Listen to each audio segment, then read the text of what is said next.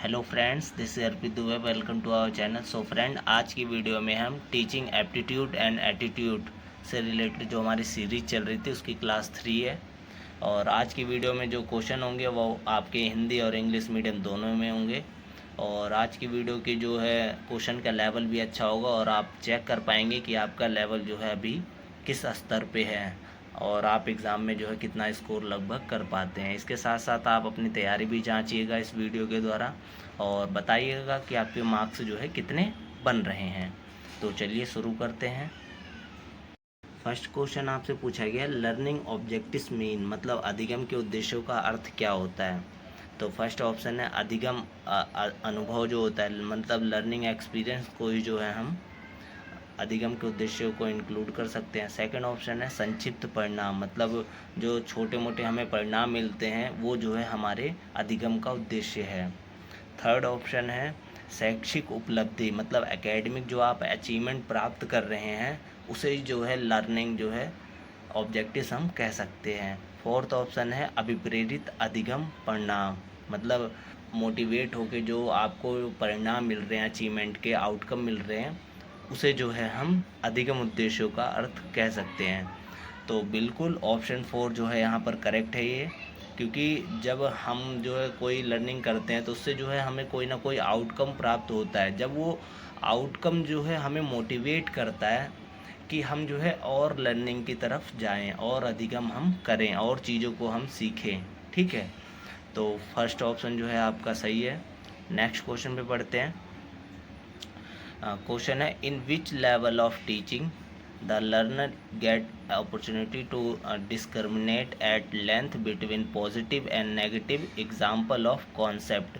कहने का मतलब है शिक्षण के किस स्तर में सीखने वाले को अवधारणाओं के सकारात्मक और नकारात्मक उदाहरणों के बीच जो है भेदभाव करने का अवसर मिलता है। तो यहाँ पर टीचिंग के अलग अलग लेवल होते हैं, जिसमें ए है स्मृति लेवल यानी मेमोरी लेवल, सेकंड है यहाँ पर अंडरस्टैंडिंग लेवल मतलब समझ का स्तर, और थर्ड है रिफ्लेक्टिव लेवल चिंतनशील स्तर। चिंतनशील स्तर होता है कि अपने माइंड में जो है चीज़ों को सोचना विचारना। ठीक है, और चौथा है जो है ऑटोनोमस डेवलपमेंट लेवल, स्वायत्त विकास स्तर होता है कि आप जो है अपने आप डेवलप कर पा रहे हैं अपनी थिंकिंग को।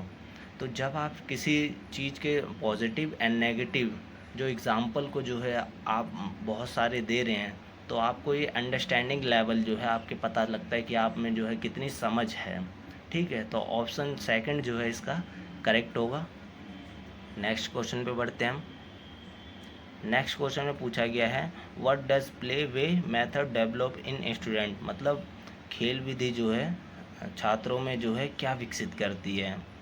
तो ऑप्शन 1 है कॉग्निटिव ओनली, मतलब केवल संज्ञानात्मक विकास जो है आप में डेवलप करता है। संज्ञान से मतलब है आपकी थिंकिंग। ठीक है, सेकंड ऑप्शन है केवल शारीरिक विकास। केवल शारीरिक विकास मतलब अगर आप खेलते हैं तो आपका जो है केवल शारीरिक विकास होता है। थर्ड ऑप्शन है केवल संवेगात्मक विकास। संवेगात्मक मतलब इमोशनल डेवलपमेंट, लड़ाई करना झगड़ा करना। इसके अलावा मतलब आप अपने इमोशंस को कितना कंट्रोल कर पाते हैं, किस तरीके से जो है आप बातचीत करते हैं संभालते हैं प्ले में। ठीक है, और फोर्थ ऑप्शन है संज्ञानात्मक संवेगात्मक और शारीरिक विकास। तो इसमें तीनों ऑप्शन इंक्लूड हो रहे हैं। ये जो है ऑप्शन करेक्ट है कि बच्चे जो है प्लेवे मेथड से इन तीनों चीज़ों को डेवलप करते हैं। वो जो है अपनी थिंकिंग डेवलप कर पाते हैं, इमोशन को कंट्रोल कर पाते हैं, इसके साथ साथ जो उनका फिजिकल डेवलपमेंट भी प्ले से होता है। नेक्स्ट क्वेश्चन में आपसे पूछा गया, student centric classroom is mean for, मतलब छात्र केंद्रित कक्षा डैश के लिए होता है। मतलब जो आपके स्टूडेंट सेंटर क्लासरूम होती है वो क्या एड्रेसिंग कर रही है कि बच्चों में जो है इंडिविजुअल डिफरेंसेस का ध्यान रखा जा रहा है। ठीक है, बच्चों में जो है मान लीजिए एक कोई बच्चा है उसके अंदर कुछ अलग कैरेक्टरिस्टिक्स होंगी, दूसरा कोई बच्चा है उसमें अलग कैरेक्टरिस्टिक्स होंगे, तो क्या है इंडिविजुअल डिफरेंसेस के अकॉर्डिंग जो है टीचिंग की जाती है। तो इसके अकॉर्डिंग जो है फर्स्ट ऑप्शन आपका करेक्ट है। नेक्स्ट क्वेश्चन पे बढ़ते हैं। ये कुछ अच्छे लेवल का क्वेश्चन है। अगर आप इस तरह के क्वेश्चन कर पा रहे हैं इजी तरीके से तो आपकी तैयारी बहुत अच्छी चल रही है। शिक्षण के दौरान एक शिक्षक के कथन या तो उसके स्वयं के या दूसरे के, मतलब एक कोई टीचर है या तो उसका क्वेश्चन है कुछ, या कोई और व्यक्ति जो है क्वेश्चन करता है स्टूडेंट से, ठीक है, और स्टूडेंट क्या करता है कि उस क्वेश्चन का जो है जवाब देता है, तो उन्हें जो है क्या कहा जाता है। सिंपल लैंग्वेज में अगर बताएं तो इसमें पूछा जा रहा है कि एक टीचर कोई बच्चे से क्वेश्चन करता है, अब वो बच्चा जो है उसका जवाब देता है, ठीक है, और एक उत्तर, वो जो बच्चा जवाब दे रहा है उसको ना विस्तृत जो है किया जा रहा है, मतलब उस आंसर को जो है काफ़ी जो है विस्तृत रूप में जांचा जा रहा है, ठीक है, तो उन्हें क्या कहा जाता है। तो इसमें जो है संरचना कहा जाएगा, ऑप्शन ए। ऑप्शन बी है आपका सेकंड है निर्देशात्मक विविधता कहा जाएगा।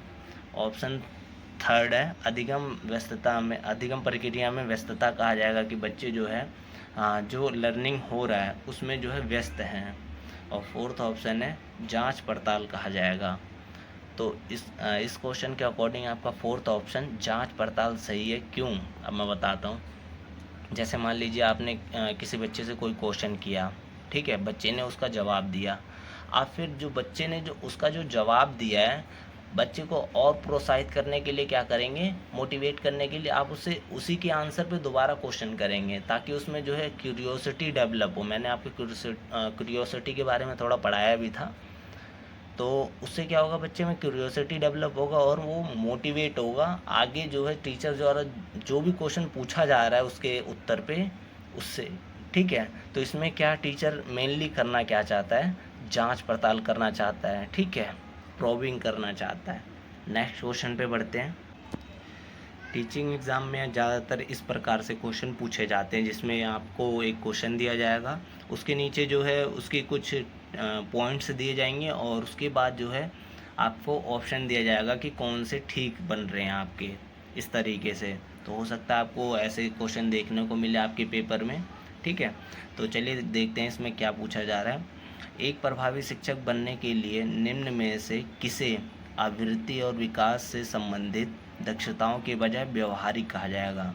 तो मतलब किन किन पॉइंटों को जो है आपका जो एटीट्यूड एंड आपका जो बिलीफ है उसको छोड़ के जो है बिहेवियरल एस्पेक्ट को कहा जाएगा, ठीक है। इसमें ऑप्शन नहीं है, पॉइंट है। तो पॉइंट ए है नियंत्रण का लोकस। बी संचार को जो है आपका बिहेवियरल एस्पेक्ट कहा जाएगा। क्यों, क्योंकि आप जो है कम्युनिकेट करते हैं बच्चे से, तो उसके व्यवहारिक रूप से जो है बातचीत होती है।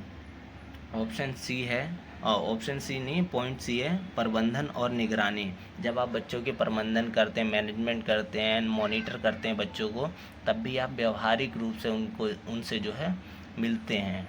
और पॉइंट डी है शिक्षक का उत्साह जो है निर्भर नहीं करता कि बच्चे को जो है किस प्रकार से व्यवहार किया जा रहा है। शिक्षक का उत्साह शिक्षक जो है टीचिंग में भी यूज़ कर सकता है। तो ये ऑप्शन नहीं होगा। ई ऑप्शन है मूल्यांकन और प्रतिपुष्टि प्रदान करना। जब बच्चे को जो है मूल्यांकन किया जाता है, उसको प्रतिपुष्टि प्रदान की जाती है, तो इससे क्या होता है, उसका बिहेवियर जो है काफ़ी अच्छी तरीके से चेंजेस आता है। तो अगर देखें हमने क्या क्या सही किया, बी, सी और ई। बी, सी और ई कौन से ऑप्शन में है? ऑप्शन ए इसमें भी नहीं है। ऑप्शन बी सी डी है इसमें, तो ये भी नहीं है। ऑप्शन सी बी सी ई, ऑप्शन सी जो है ये करेक्ट होता हुआ। क्यों? क्योंकि इसमें बी और सी ई तीनों पॉइंट्स को जो है इंक्लूड किया गया है। तो इस तरीके के क्वेश्चन ज़्यादातर देखने को आपको पेपर में मिलेंगे, तो इसकी भी प्रैक्टिस कीजिए आप। नेक्स्ट क्वेश्चन पे बढ़ते हैं। नीचे शिक्षण विधियों और दृष्टिकोणों की एक सूची दी गई है, ठीक है। इनमें से कौन सा व्यक्तिगत दृष्टिकोण है?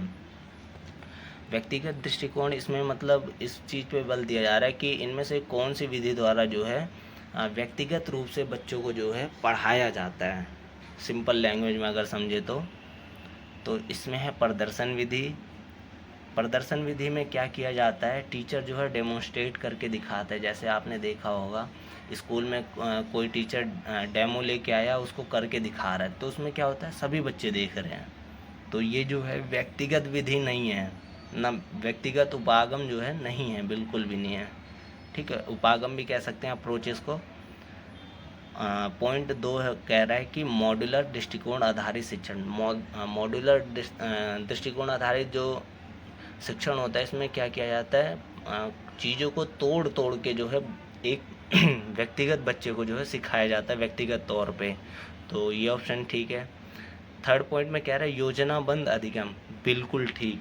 प्रोग्राम लर्निंग जो होती है उसमें भी बच्चे के जो है इंडिविजुअल को जो है ध्यान में रखते हुए व्यक्तिगत रूप से जो है सिखाया जाता है। जैसे मान लीजिए आप प्रोग्राम लर्निंग मतलब क्या है कि आप कंप्यूटर में बैठे हैं, कंप्यूटर में आपसे क्वेश्चन किया जाएगा, मान लीजिए आप उसका करेक्ट आंसर देते हैं तो क्वेश्चन का लेवल थोड़ा और बढ़ा के पूछा जाएगा। आप मान लीजिए आप उसके आंसर को गलत देते हैं तो क्वेश्चन का लेवल थोड़ा लो कर दिया जाएगा, ताकि जो है आप अच्छे से लर्निंग कर सकें। तो ये आपकी जो है व्यक्तिगत दृष्टिकोण से जो है पढ़ाई की जा रही है। इसके अलावा जो है फोर्थ है निजीकरण शिक्षण। निजीकरण मतलब पर्सनलाइज टेस्टिंग। इसमें क्या है कि निजी रूप से जो है आपको टीचिंग कराई जाती है, बिल्कुल ठीक, ये भी सही है। ये भी जो है व्यक्तिगत दृष्टिकोण वाला जो है उपागम है पढ़ाने का, ठीक है। तो इसके अकॉर्डिंग हम देखें तो दूसरा सही है, तीसरा सही है और चौथा सही है। तो ये इसमें जो है कौन सा ऑप्शन ठीक होगा, दूसरा, चौथा और दूसरा तीसरा चौथा ऑप्शन नंबर बी जो है सेकंड जो है आपका करेक्ट है। नेक्स्ट क्वेश्चन पे बढ़ते हैं हम। नेक्स्ट क्वेश्चन है कोई अध्यापक कक्षा में अपनी प्रस्तुति के समर्थन में बहुत से सकारात्मक और नकारात्मक उदाहरण प्रस्तुत करता है या करती है, यह शिक्षण के किस स्तर से संबंधित है। बिल्कुल ठीक, ये उसी तरीके का क्वेश्चन है जो अभी थोड़ी देर पहले जो है हमने करवाया था, सेकंड या थर्ड क्वेश्चन था। इसमें यही पूछ रहा है कि कोई टीचर जो है बहुत सारे एग्जाम्पल देता है किसी चीज़ के पक्ष में और विपक्ष में। इससे हम क्या समझ सकते हैं कि उसका जो है अंडरस्टैंडिंग लेवल यानी अवबोध का स्तर जो है काफ़ी अच्छा है। तो इस क्वेश्चन के अकॉर्डिंग ऑप्शन नंबर 3 जो है वो करेक्ट है, ठीक है। नेक्स्ट क्वेश्चन पे बढ़ते हैं। अब इसमें नेक्स्ट क्वेश्चन है, ये एक थ्योरी से रिलेटेड क्वेश्चन है गार्डनर की, जिन्होंने जो है इंटेलिजेंस की थ्योरी दी थी और उन्होंने 9 प्रकार की जो है बुद्धियाँ बताई थी। तो इसमें से ये पूछा गया है कि कौन सा गार्डनर की बुद्धिमत्ताओं की सूची में नहीं है, which is not among Gardner list of intelligence. तो फर्स्ट ऑप्शन है स्पार्शियल इंटेलिजेंस। स्पार्शियल मतलब जो स्थानिक बुद्धि है। स्थानिक मतलब जो भूमि वगैरह किसी स्थान को देख कर उसका माइंड में जो है अपने चित्र बना सकते हैं कि हाँ ये किस तरीके से जो है इसका मैप बनेगा। तो बिल्कुल इन्होंने दिया था नेचुरलिस्टिक इंटेलिजेंस यानी प्रकृतिवादी बुद्धि, ये भी इन्होंने दिया था। फिजिकल जैसा कुछ उन्होंने नहीं दिया था कि हाँ फिजिकल जैसे कुछ होता है, नहीं दिया था, ठीक है। तो ये जो है ऑप्शन सही है इस क्वेश्चन के अकॉर्डिंग। इसके अलावा इंटरपर्सनल ये भी दिया था इन्होंने, ठीक है। तो थर्ड ऑप्शन जो है करेक्ट है कि इनमें से कौन सा बुद्धिमत्ता के सिद्धांत में नहीं था। तो ऑप्शन 3 नहीं था, ठीक है। नेक्स्ट क्वेश्चन में बढ़ते हैं। शिक्षण को निम्नलिखित प्रकार से परिभाषित किया जा सकता है। टीचिंग को कैसे डिफाइन किया जाता है। टीचिंग क्या है, फैसिलिटेटिंग ऑफ लर्निंग मतलब अधिगम का सरलीकरण है। मतलब जब कोई टीचर आपको सुविधाएं प्रदान करता है तो वो क्या है, टीचिंग का जो है सरलीकरण है, ठीक है। शिक्षण एक फैसिलिटेट है, मतलब टीचर जो है बच्चों को जो है फैसिलिटेट करता है, सुविधाएं प्रदान करता है। तो ऑप्शन ए जो है करेक्ट है। नेक्स्ट क्वेश्चन पे बढ़ते हैं। ये काफ़ी अच्छे लेवल का क्वेश्चन है, तो पढ़ते हैं, देखते हैं। नीचे दी गई सूची में उन प्रश्नों को पहचानिए जिसे सामग्री आधारित प्रश्नों के बजाय प्रक्रिया कहा जाता है। मतलब जो इनमें से कौन से पॉइंट जो है प्रोसेस में इंक्लूड किए जाएंगे। प्रोसेस मीन्स मैं समझाता हूँ आपको क्वेश्चन को देख के पॉइंट को।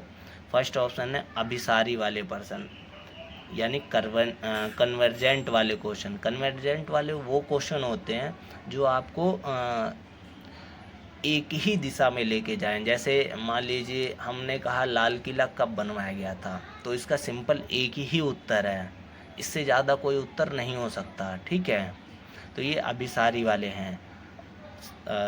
सेकंड पॉइंट है अपसारी। अपसारी मतलब जिसके एक से अधिक उत्तर होते हैं। ठीक है, इससे जो है बच्चों में थिंकिंग ज़्यादा डेवलप होती है, और इसमें जब थिंकिंग डेवलप होती है तो बच्चा जो प्रक्रिया करता है, अपने माइंड में सोचता है, तो इसे प्रोसेस स्किल कहते हैं। ठीक है, ये जो है फैक्ट बेस है फर्स्ट वाला। सेकंड जो है आपका प्रोसेस बेस्ड है। ठीक है, और थर्ड वाले में क्या है, तथ्य आधारित प्रश्न जो है प्रक्रिया आधारित होते हैं। नहीं, बिल्कुल नहीं, तथ्य आधारित जो है आपका सामग्री आधारित प्रश्न होते हैं। तो यहाँ पर हमारा सेकंड ऑप्शन अभी करेक्ट है।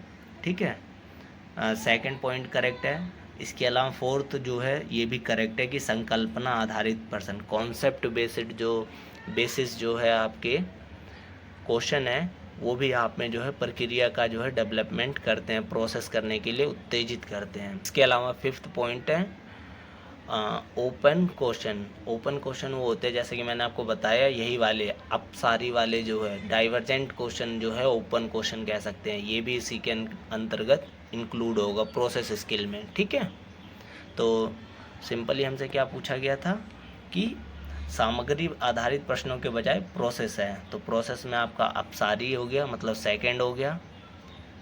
फोर्थ हो गया यानी कॉन्सेप्ट रिलेटेड हो गया क्वेश्चन, और फिफ्थ हो गया। ठीक है, second, fourth, fifth. Second, fourth, fifth किस ऑप्शन में है? ऑप्शन नंबर फोर्थ जो है वो करेक्ट है आपका, जिसमें दूसरा, चौथा और पांचवा तीनों पॉइंट आ रहे हैं इसमें। सो फ्रेंड्स, इसी के साथ हमारी वीडियो ख़त्म होती हुई। अगर आपको वीडियो पसंद आई है तो लाइक शेयर ज़रूर कीजिएगा, और कमेंट करके ज़रूर बताइएगा कि कैसे लगे आपको ये क्वेश्चन, और इसी तरह से हम क्वेश्चन लेके आते रहेंगे। Thank you so much.